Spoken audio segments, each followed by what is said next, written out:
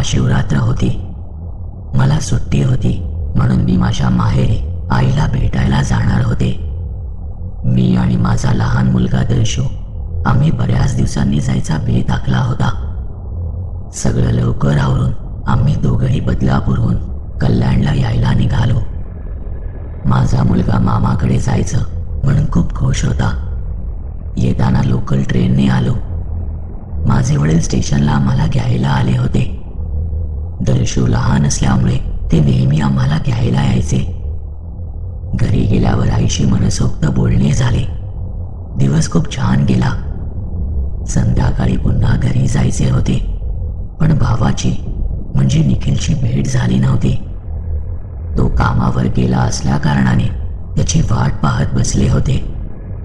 तो साधारण 5:15 ते 5:30च्या दरम्यान घरी आला. त्याच्याशी थोडं बोलणं झालं, मजा मस्ती झाली. बराच वेळ उलटून गेला, पण तरीही आमच्या गप्पा सुरूच होत्या. भावा बहिणीचं गोड नातं आता काही वेगळं सांगायला नको. पण उशीर होतोय हे लक्षात आल्यावर माझे वडील लगेच म्हणाले की उगाच उशिरा निघू नकोस, तुला उद्या पुन्हा जॉबसाठी सकाळी लवकर उठायचंय. मग सगळ्यांचा निरोप घेतला आणि घरी यायला निघाले. जाताना भाऊ आम्हाला सोडायला येणार होता. मामासोबत फिरायला दर्शूला खूप आवडायचं म्हणून तो खूप खुश होता. 6:30-7 वाजायला आले होते म्हणून आमची घाई होत होती. कारण महाशिवरात्र असल्याने अंबरनाथला जत्रा भरते आणि त्यातून जायचे म्हणजे दिव्यच. बहुतेक ठिकाणी रस्ताही बंद असतो. आम्ही उल्हासनगरमधून जायला निघालो. भावाला वाटले की नेहमीच्या रोडने जाता येईल, पण नेमका तो देखील बंद होता. म्हणून भावाने शॉर्टकट घेतला आणि अंबरनाथमधून निघू असे म्हणाला. मीही जास्त काही बोलले नाही, कारण लवकर घरी पोहोचायचं होतं. तसे आम्ही शॉर्टकटने जायला निघालो. रस्ता त्याला देखील माहीत नव्हता, पण तो रस्ता नीट वाटत होता.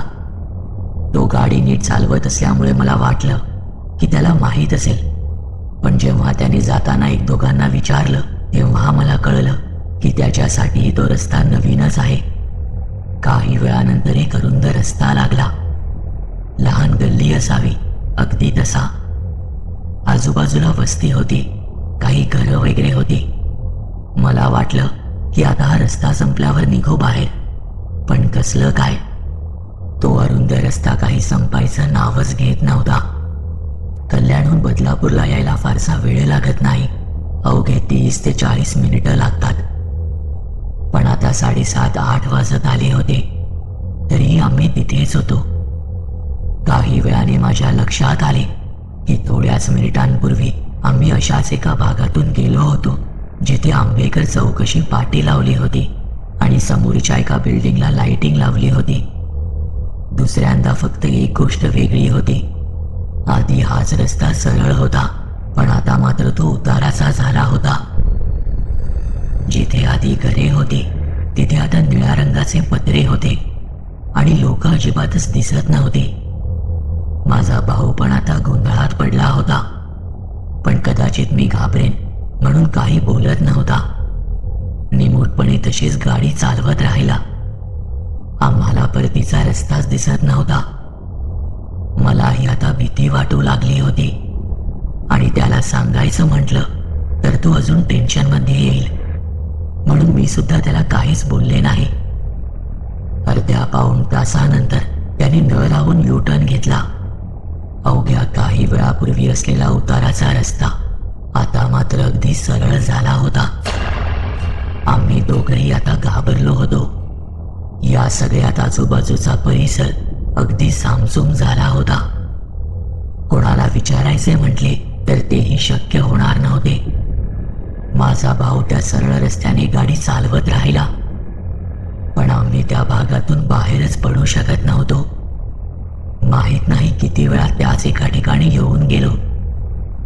प्रत्येक वेळी फक्त एखादी गोष्ट वेगळी जाणवायची. तिसऱ्यांदा आलो तेव्हा रस्ता कॉन्क्रीटचा झाला होता आणि रस्त्यात बरेच खड्डे होते. ती चौकातली पाटी, समोर तीच लाइटिंगची इमारत. फरक फक्त इतकाच की संपूर्ण परिसरात कोणीही दिसत नव्हतं. जणू एखाद्या काळचक्रात अडकून पडल्यासारखे आम्ही एकाच ठिकाणी अडकलो होतो. 8:30 होऊन गेले.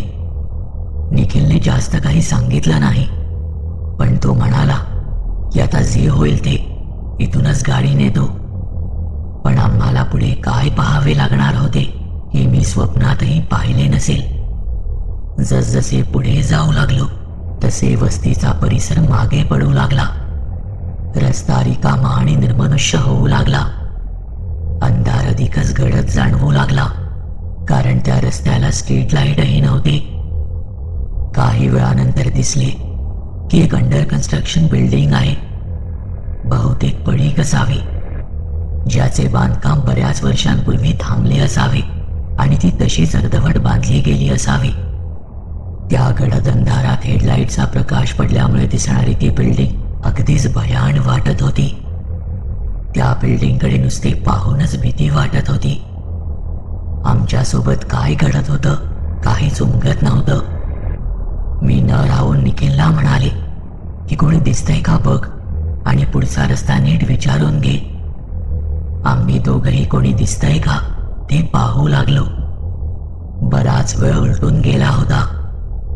इतक्यात आम्हाला कोणीतरी चालत जाताना दिसलं. त्या बिल्डिंगच्या बाजूने येत होतं. विशेष म्हणजे ती व्यक्ती अगदी गोरीपान होती.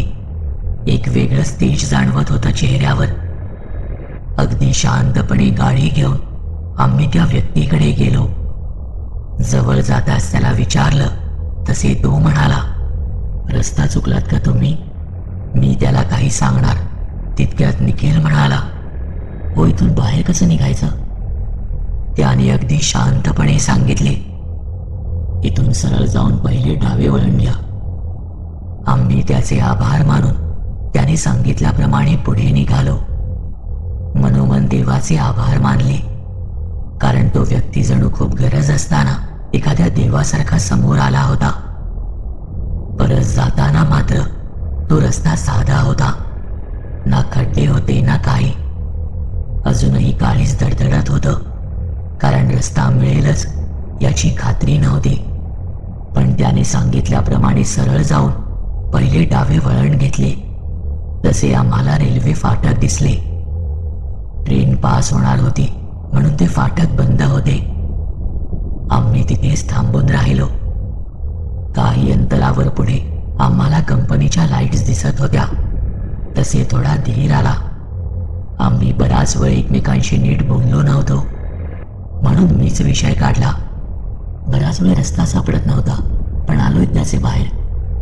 तसे निखिल म्हणाला, तुला माहितीये का आपल्यासोबत काय होत होतं? मला वाटले की तू घाबरशील म्हणून मी काही बोललो नाही तुला.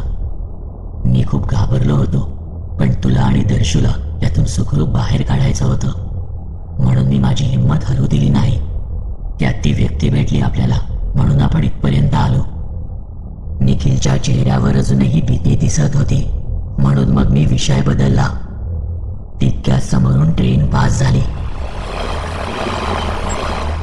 फाटक उघडले आणि आम्ही घराच्या दिशेने निघालो. 8:45 ते 9च्या दरम्यान आम्ही घरी पोहोचलो. अर्ध्या तासात घरी पोहोचवणारा तो रस्ता आज 2.5 तास आम्हाला फिरवत राहिला. आम्ही खूप विचित्र आणि भयानक गोष्टी अनुभवल्या. आजही हे सगळे आठवले की भीती दाटून येते आणि वाटतं की ती व्यक्ती जर भेटली नसती तर त्या चकव्यातून आम्ही कधीच बाहेर पडू शकलो नसतो.